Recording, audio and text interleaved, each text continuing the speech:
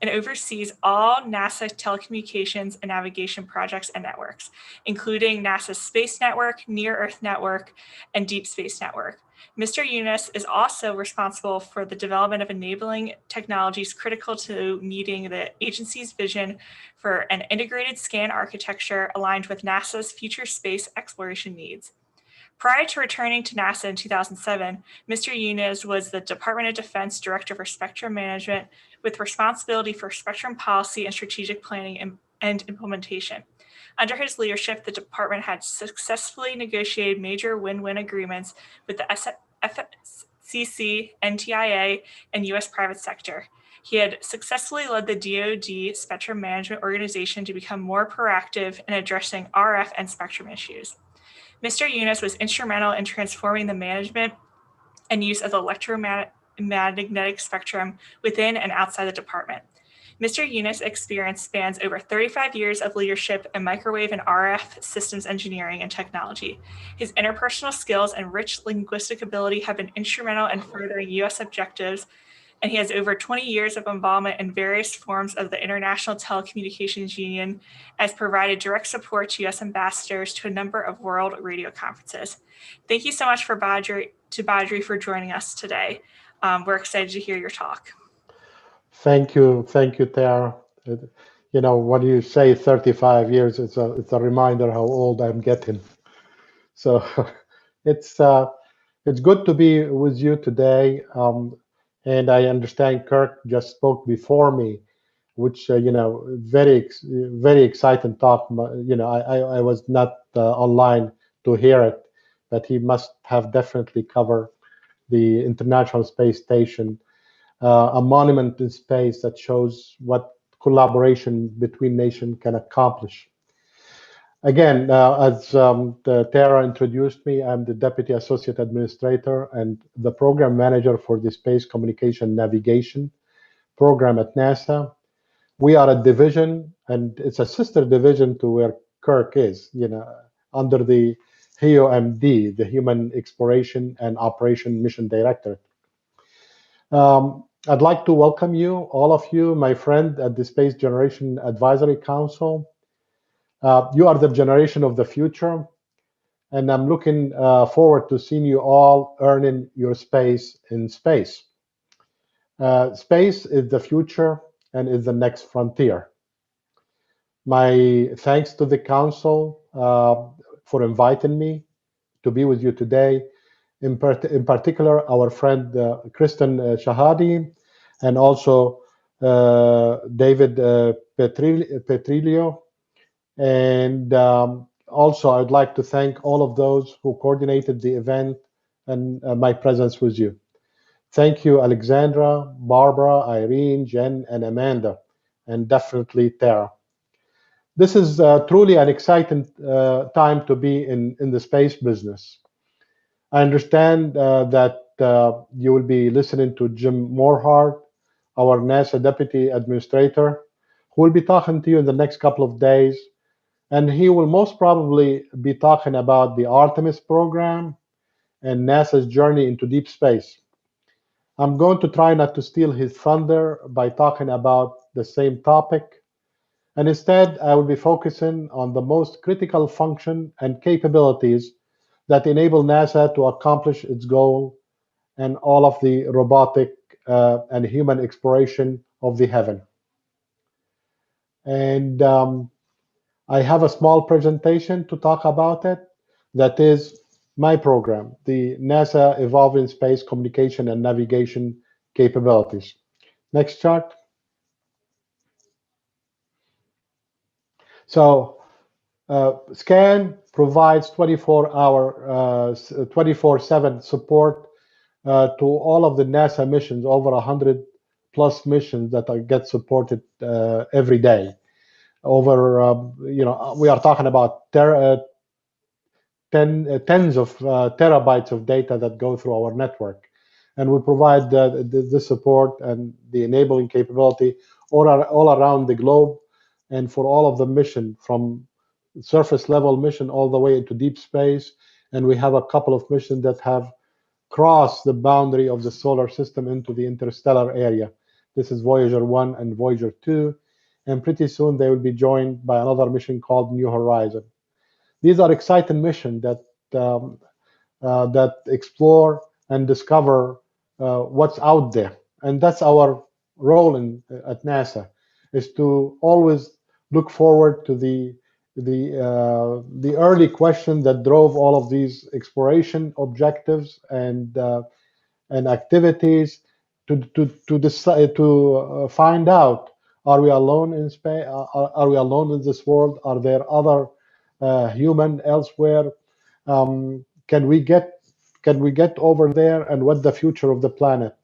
And for that, we provide the enabling capability. We develop and operate, as well as manage all of the space communication capabilities. We develop the technology that support all of these requirements, present and future, to make sure that users can accomplish their mission objectives. This includes managing the frequency spectrum, a hot commodity that has been in contention in the past 20 years, in particular the commercial sector pursuit of broadband connectivity and market, and they are putting a lot of pressure on our operation in the frequency spectrum. We work very closely with the commercial sector and the regulators to ensure that the spectrum is used wisely in a very optimum way, and that everyone's needs are accommodated. And because we are in the space business, we get involved in evolving the space data standards. As we go into space, we rely on each other, other space agencies, to provide cross support for all of our activities in deep space. And so for that purpose, we need to make sure that we can talk to each other, and signal that sent from one system can be received and processed by the other system. That's why we work very hard on having the kind of standards that allow for the interoperability and the cross support to take place. And there is a big N in SCaN that stands for navigation. So we go after navigation, positioning, timing, and navigation all together to ensure that when we send a spacecraft into space, it knows where it's going, and we can find it and let it know its proper position to be able to communicate with it properly. We use big antennas for that purpose, and they are highly directive antennas. And in order to be able to point a beam to that spacecraft, we need to know exactly where it is, and the spacecraft needs to know where it is also. So even if they're approaching a planet and they want to descend and land, navigation is so critical for the health and safety of the spacecraft. And we are one of the few programs that are located at NASA headquarters where we negotiate and on behalf of the agency on all matters of space communication and navigation, be that domestic or international. Next chart.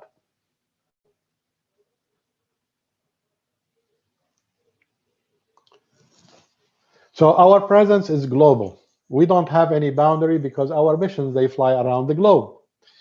And they will need to be supported anytime, anywhere. So, and not only supported in the near Earth environment all the way to deep space. So we have three types of networks that provide that support. And these networks are dedicated to appropriate classes of mission. We have the Near Earth network that support missions that are flying around the globe, dumping data every now and then as they come in view of ground station on the ground. And they don't have any data latency requirement. They can store the data and dump it when they go around the globe. And these are Earth exploration missions for the majority of them. And they go around the globe, in particular the polar orbit. They go around the Earth in a very repetitive way, collecting data about the water, the ground, the deserts, and everything, the ice, the thickness in the poles. And then when they get over the station, they dump it directly to the ground station, and then through ground connectivity, the data gets back to the Mission Control Center, where the data gets analyzed and archived. We also have the deep space missions. They support missions that are flying in deep space. anything that's flying beyond the geosynchronous orbit and primarily beyond 2 million kilometers away from Earth, all the way to well beyond the solar boundaries, the solar system, the boundaries of our solar system, and they support so many missions that are flying around planets or doing the kind of exploration into deep space.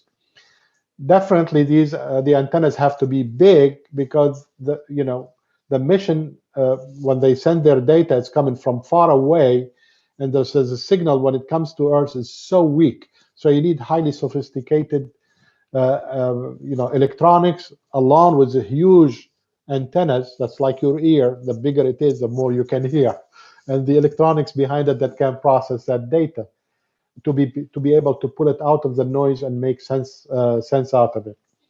We have 3 ground stations for deep space located around the globe, and they are phased apart by about 120 degrees, one from the other. And we have 2 in the northern hemisphere and 1 in the southern hemisphere. So one thing to say about the southern hemisphere ground station, it's the only station that can see the Voyager mission. So for the most part, the location of the station on the globe determined their visibility into deep space. That's why we have them spread around in different locations to be able to cover any point in space. And we also have the Space Network, a constellation of data relay satellites that are located in the geosynchronous orbit. And that's about 30-some thousand kilometers from the globe to provide coverage to anything that's flying underneath. When NASA started launching satellite and sending human into space, we were among the few that have gotten into this business. The commercial sector was in its infancy and the early stages of its development. In the early stages, we relied primarily on ground station distributed worldwide. We are talking about 20 to 30 ground station, and some of them were on boats at sea and some of them on airplanes to be able to have visibility to everything that's going around Earth. Even with that, we couldn't see much of what's going on around us, and we could only provide coverage of up to 30% to the Apollo missions. Now imagine something happened during the outside the 30%, and you need to have that visibility to take action on the ground. And also, you really need full-time coverage. So instead of having station on the ground, we came up with the concept of data relay satellites that can see from 2 points around the globe. They can see anything that's happening underneath them. This way, the mission, instead of sending the data directly to the ground, they send it to space, and the spacecraft will send it to a single location on the globe. And this is enabling the real-time communication and the low latency requirement of some of the missions. This concept came about in the early 70s, and we built the constellation in the early 80s, and it supported primarily the space station and the buildup of the space station. It was a success.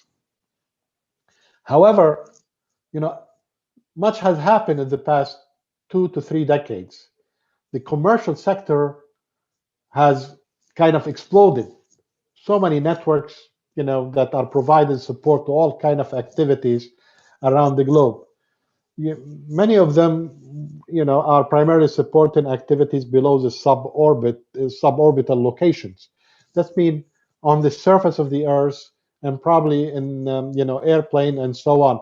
Not anything flying in space at the low Earth orbit location or at and beyond. Because that was, the market was not there, and NASA unique requirements did not constitute a large market for the commercial sector to invest in. However, we over the past few decades, the market and the capabilities kept on growing, and the commercialization of space now is taking hold. People are getting it. That space offers the next frontiers where commercial businesses can invest in capability up there and build potentially in the future, building hotels, factories, and things up there. And so we are seeing an explosion in the number of satellites that will be deployed in and around Earth and probably even beyond. So that's where the providers are paying their attention, that there's a growing market over there.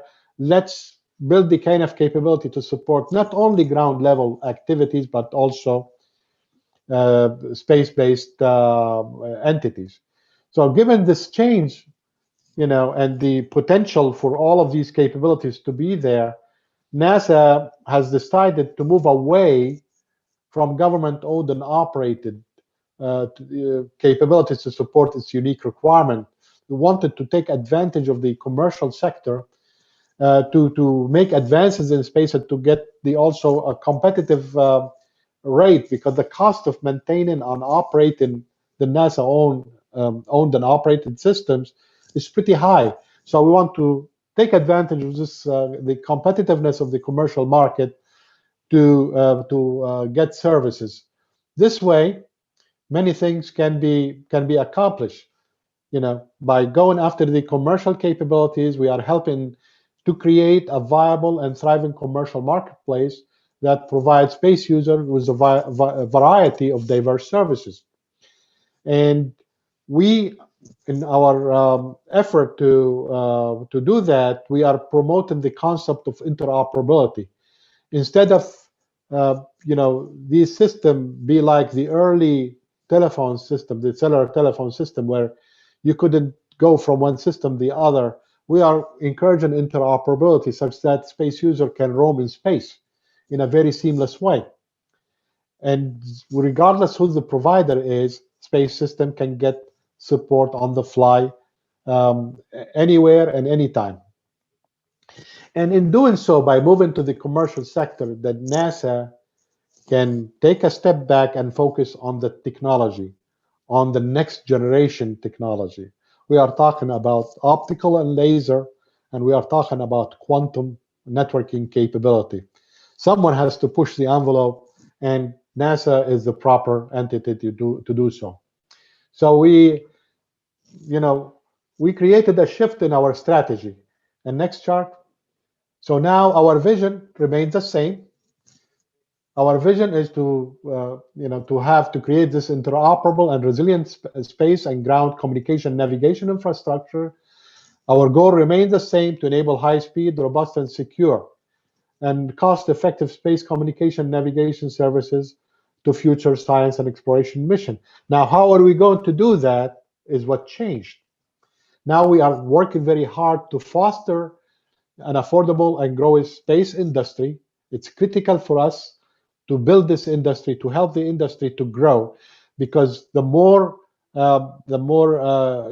grows and the more viable they are, the better it is for us in terms of getting cost-effective capabilities and services, even the spacecrafts.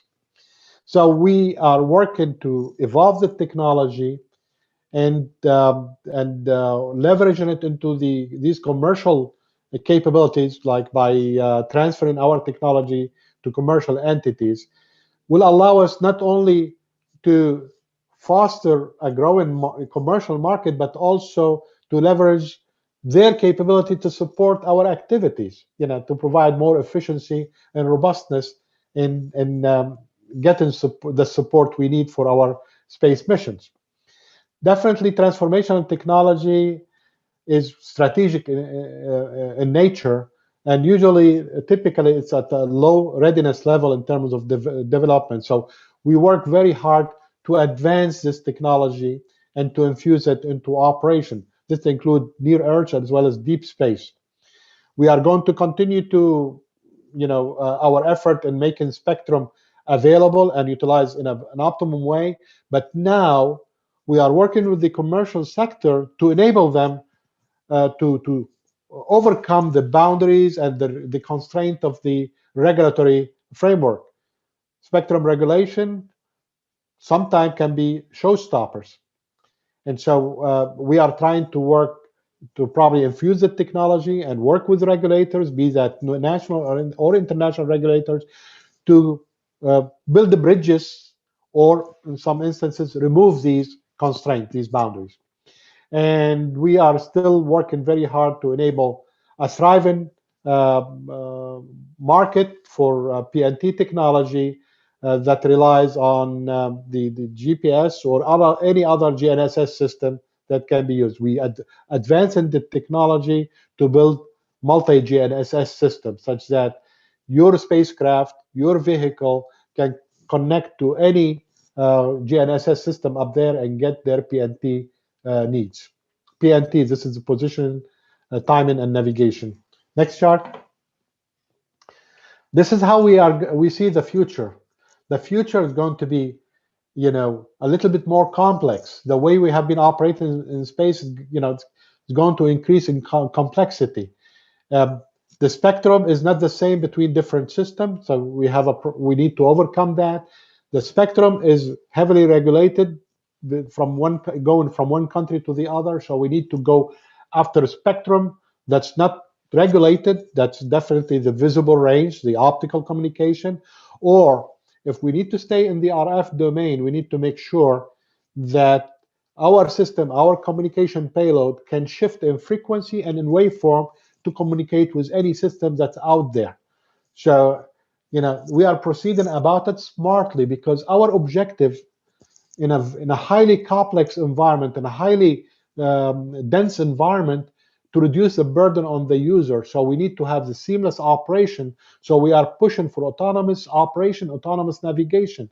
We are pushing for the smart radios, cognitive radios, to put on the spacecraft, to be able to negotiate with the provider, to be able to make a decision for itself on the best route to get the data back to the user, to have a full knowledge of what's going around it, full situational awareness, what channel is busy, what system is available, and also what system has a competitive rate at that time and location.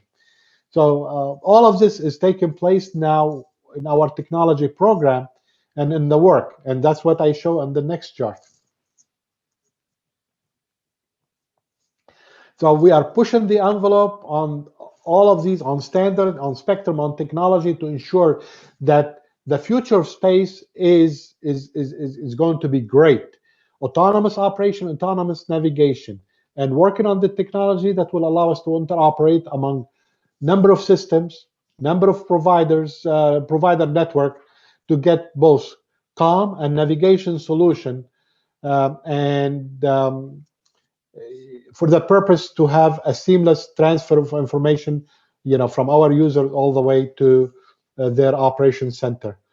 We are working very hard, and we have a very strict timeline to meet in all of these things. All of this create a lot of opportunities in the telecommunications sector, and this is where I would like to encourage you all to get there. We are the king makers. We operate behind the screen, but without the comm capabilities and the navigation capabilities, there is no NASA. There are no missions, because you cannot command and control the spacecraft, and you cannot transfer the data. So what good are they for?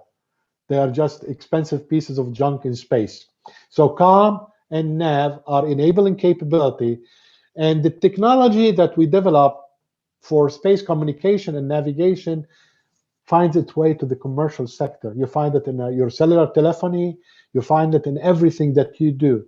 You're in your car to navigate, and later on autonomous driving. All of these things, all based on technology developed by NASA or sister agencies, nationally or internationally.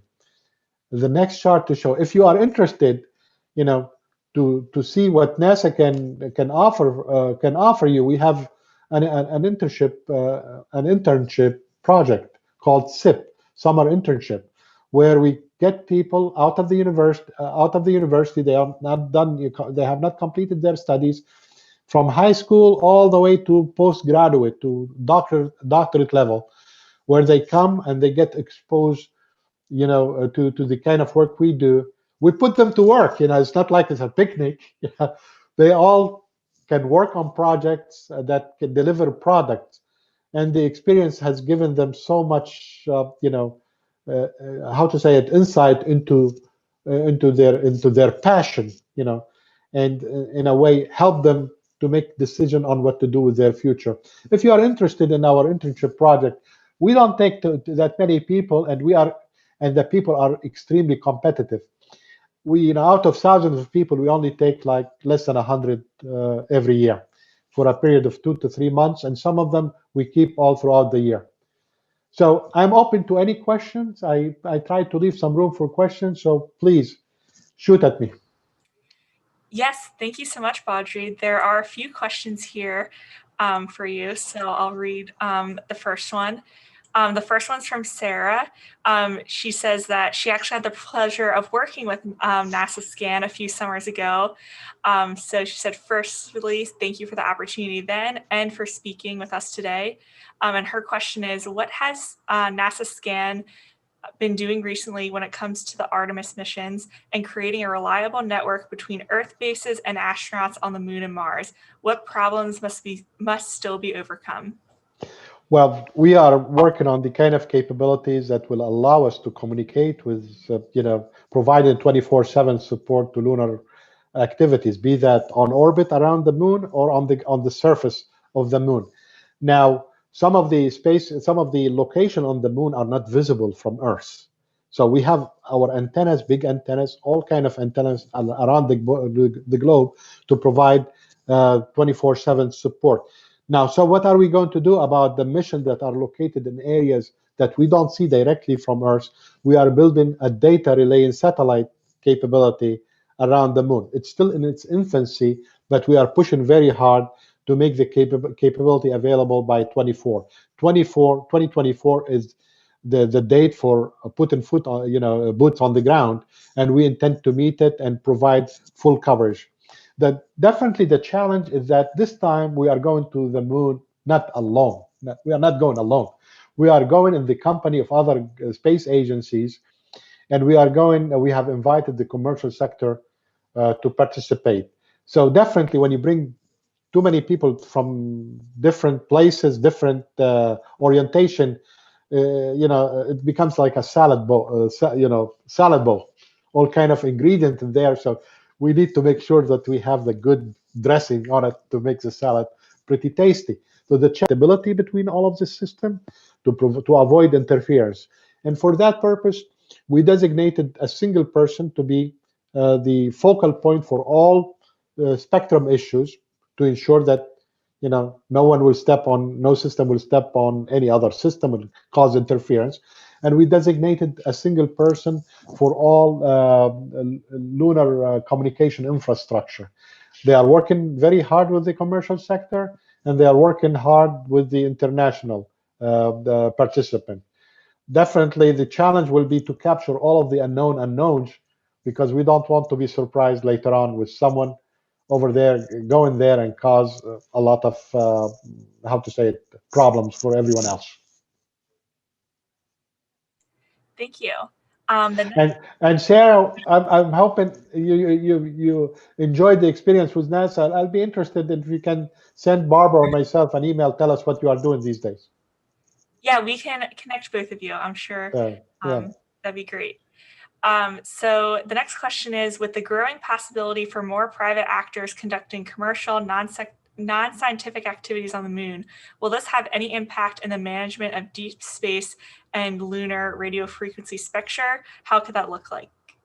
As I said, probably the answer I gave earlier covers this one. Definitely it's a challenge, but we told everyone, you want to be a player, you want to be a partner, because going over there requires special capability.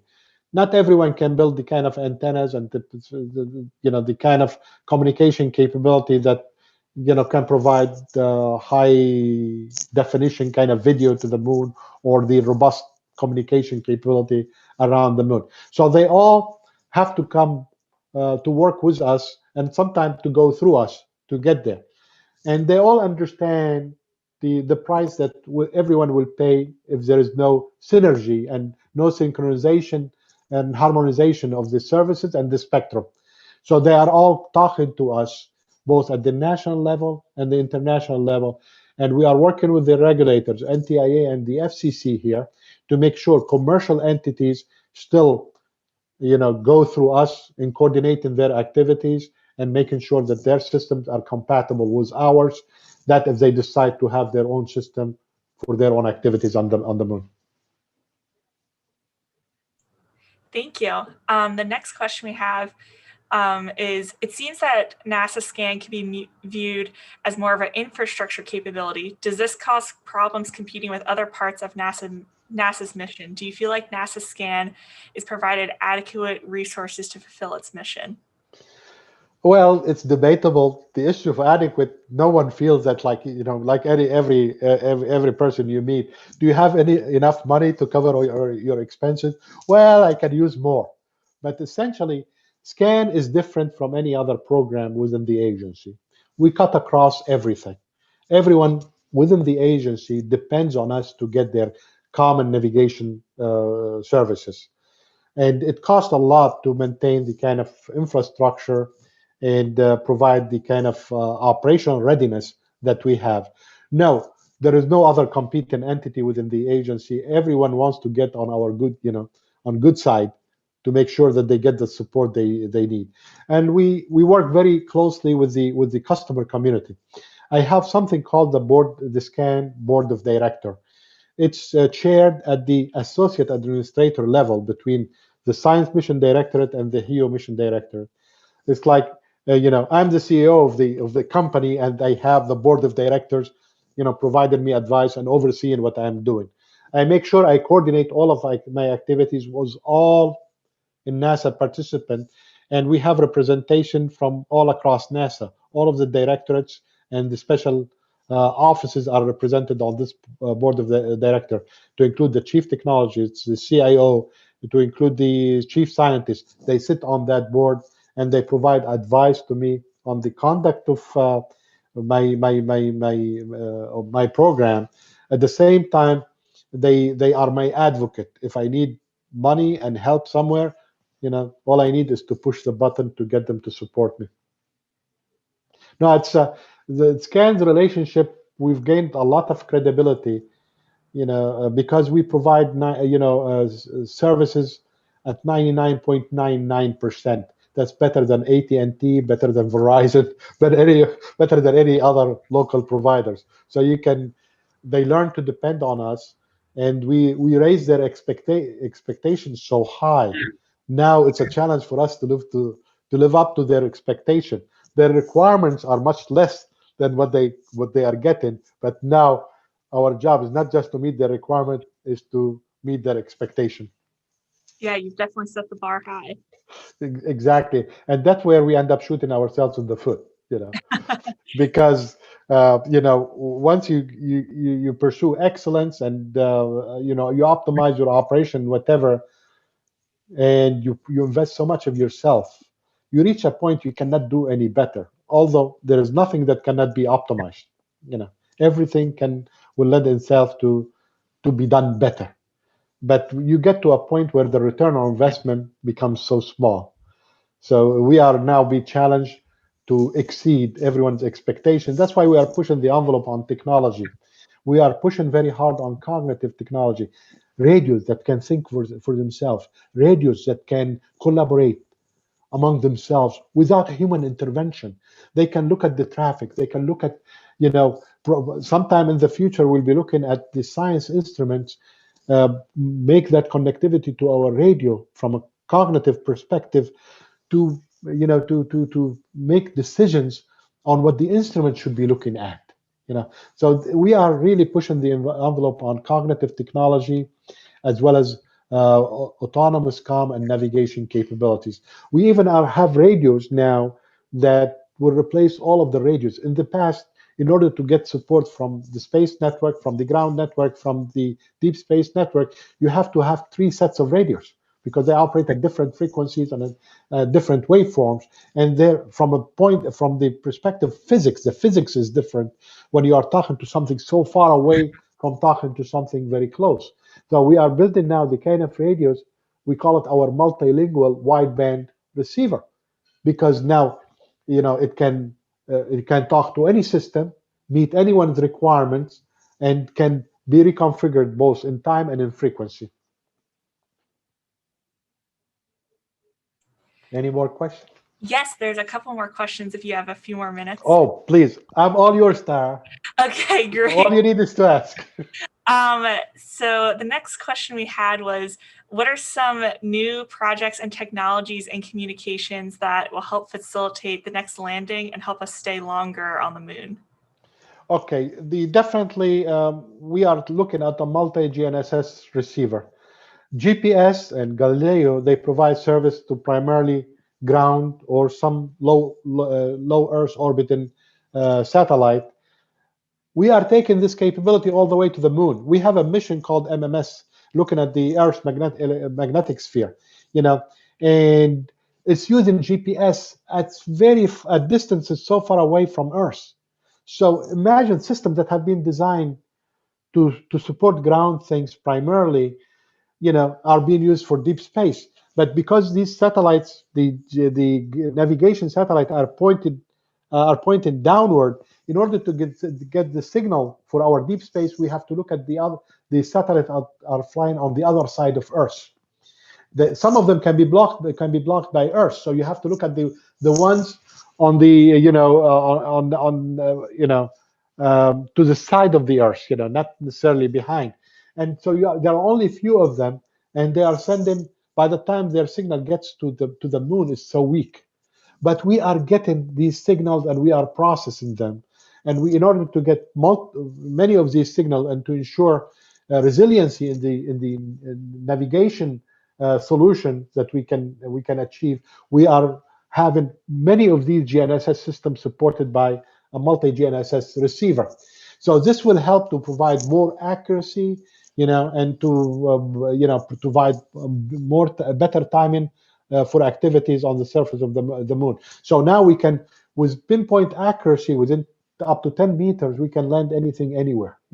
So this is the technology that we are working on. In addition to that, we are working on optical technology. Laser comm. It's not going to be there to support the early phases of lunar exploration, but will be there much further, down the road. But optical technology, as you go down, in wavelengths, your accuracy starts to increase. So we'll be using optical navigation capability to get better resolution and more accuracy in position determination. The same technology is used, will be used elsewhere, even in near-Earth environment. So the moon is challenging us now to develop the kind of technology that will benefit not only lunar exploration, but also deep space as well as near-Earth activity. Wonderful. Those sound like really interesting technologies. I'm telling you, by pursuing this commercialization between now and 2025, we've given ourselves 10 years to transition completely from, NASA owned and operated system to go to commercial system, and we may be commercializing many of these things early on. That will free us up to pursue technology development and pushing the envelope on the next generation comm capability. I am interested in going to quantum networking, quantum networking to enable better, like what do you call better quantum computing, where you can have different computers everywhere aggregated together in a single system, better sensor fusion, better navigation, better everything. So the future is looking good for communications. Great. So the next question we have here is, what is the status of the 5G rollout and interference with weather satellites after the WRC-19 and FCC decisions to allocate the 5G to 23.6 gigahertz band and passing by these satellites? Have meteorologists started noticing interference as it was expected? Well, it's going to take time to have any to notice any interference. The systems have to be built and deployed, and they have to be, when we talk about interference, we don't talk about interference of one system. We are talking so many of them. So the aggregate interference that will cause a problem. However, and luckily for us, the solution that we are pushing and the limit we have been pushing domestically got adopted internationally. the limits that the International Telecommunication Union adopted at the last WRC, which is WRC 19 in 2019, converged on numbers that are acceptable by NASA. Now, the interference will not be felt everywhere. Will be will be experienced in areas where you have highly congested systems transmitting the kind of signal that may interfere with our weather satellite. Between us, we tend to be a little bit conservative. Still, interference can cause how to say it, problem to us in acquiring the data. But the limits that were set are pretty acceptable to us. My screen went out. Let me go back and get it. Okay. Okay. I got you back. Great. Because I was not using my computer, the screen blacked out. But yeah, the limit that were adopted are acceptable to us. The level of interference will be something that we can live with. Very interesting. So we'll ask you one last question. And the last question we have is, what do you consider the biggest risk that you ever took during your long career?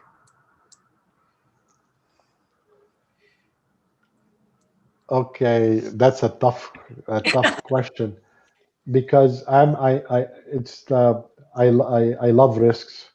In college, I used to take 23 credit hours. I finished my bachelor degree in 2 years. Wow. So I'd like to put so many things on my plate.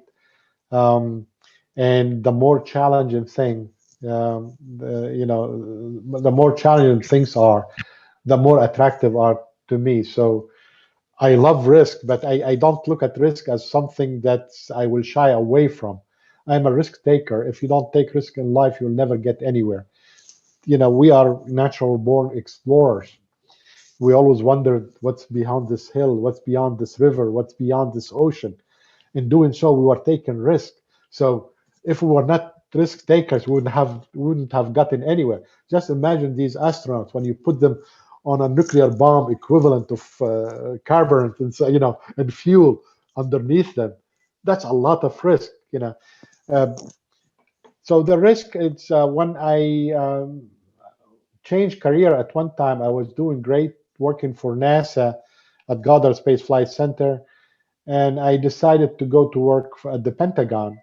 That was a complete, career change, because I loved my work. I've always loved NASA. I'm originally from Lebanon, and in the 60s, when we had the moon landing, I was looking up all time, you know. So I thought NASA is the place where I wanted always to work. And I went to school in France, in Grenoble, and from there I came to the States and finished my studies here. But NASA has always been the place where I wanted to be. So the risk was not in terms of difficulty or anything. The risk was in the sense that wasn't where my passion was. A risk whether I was going to like my job or not. I changed my career to go from NASA to go to the Pentagon. But the day after I joined the Pentagon, we had 9/11. So then the nature of my job changed. So I was running from country to country to build, support for, activities, and even during the events that followed, I was there as a capacity builder, as an enabler, and so that gave the job a good meaning. It made it more, how to say it, satisfying from a personal level. So that's the only risk.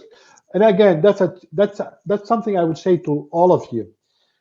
Do not shy away from taking risk, and do not shy away from challenges. From the challenging things.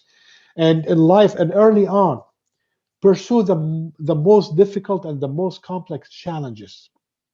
If you do it early on, later on in your life, even the bigger, the biggest problem will seem small. If you don't take these challenges early on, later on, the smallest problem becomes so huge. Get used to taking on challenges. In college, take the hardest and the most difficult subject. In life, when you go from one place to the other, don't take the easy way. Take the hard, the challenging way. Ruggedize yourself, toughen yourself up, and that's the only way to survive. You can do that early on for 4 or 5 or 6 years, and the rest of your life will be a smooth sailing. Or you can take it easy early on, enjoy your life early on, and the rest of your lives will become so challenging and difficult. No, I've lived a very challenging life early on, changing countries, changing going from university to the other. Even when I went to study, I never stopped. I kept on going, taking graduate and postgraduate schools, courses, and I enjoyed it. I enjoyed it because the challenge gives me the fuel I needed. I need to keep on going forward. And I've always changed jobs when the job became less challenging. Okay. I hope I answered the question. Yeah, definitely. I think that was a wonderful answer. It's such a wonderful answer to hear because, you're speaking to the next generation. So it's always good to hear insight. And I believe in your generation. I believe in you guys, and I need you. I really need you. I need you to carry on. We have been pushing the envelope exponentially, pushing forward and forward. And we are not stopping there. We are going to keep on pushing, but we are getting too old. Our ability to push and lift things up is becoming challenged by old age. So we'll have to depend on you to carry on. Your generation is going to enjoy the fruits of our work, but you have the potential to push it even much faster and much higher. Your ceiling is going to be pushed much further, way up high. So good luck to you. Believe in yourselves. Follow your passion. And again, don't take the easy way. Take the most challenging way. The rest of your lives will be smooth sailing. Wow, thank you so much, Badri. That's a great inspirational end to a wonderful talk. And thank you so much for joining us for the SpaceGen Summit. It was a real pleasure, and I'm sure our delegates loved hearing all of your insights and your stories. So thank you so much. You all have to remember, it's one Earth, one world, one globe. We are distributed all around, but we are all the same. I've traveled everywhere. Even I went to the South Pole, to the North Pole, everywhere. We are all driven by the same thing. We should come together to achieve common objectives. My salute to you. Thank you again, and the Space Advisory Council for inviting me. I'd like to thank the participants, those who are on the other side of the globe, and those who had to wake up early enough to listen to me, and those who had to stay awake to still listen to me. And hopefully we'll do it again in the future. Yes. Yeah. Hopefully next time we can be in person. Hope so. Thanks Yes. again, Tara.